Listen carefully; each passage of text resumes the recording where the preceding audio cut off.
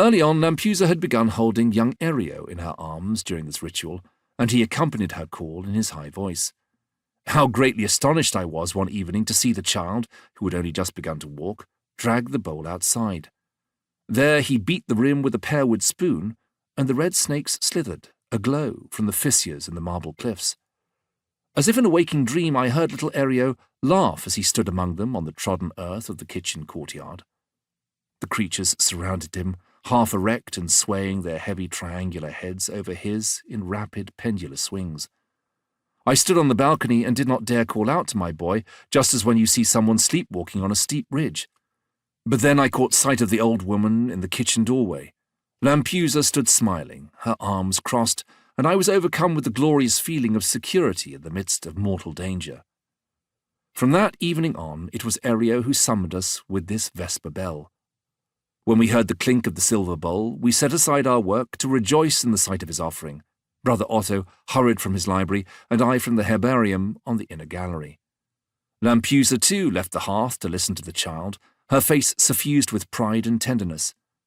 What amused us most was the zeal with which he kept the animals in order. Soon Ario knew each by name, and he toddled among them in his little gold-trimmed, blue velvet tunic. He took great care to make sure each received its share of milk, and he made room at the bowl for the stragglers. He would tap this or that drinker on the head with his wooden spoon, or, when they did not leave the bowl fast enough, he would grab them just below their heads and yank them away with all his might.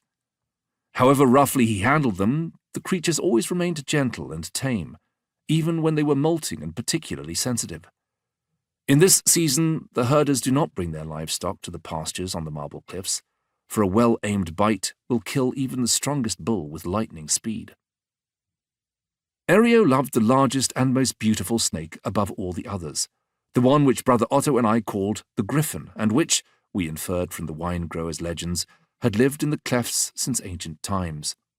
The lance-head viper's body is a metallic red, and often scales of a brassy sheen are scattered throughout the pattern on its back. But the griffin was marked by a flawless golden lustre that turned a gem-like green near her head and shone even more intensely. When angered, she could spread her neck into a shield that glittered like a golden mirror in attack. The others seemed to show her respect, for none of them touched the bowl before the golden one had quenched her thirst.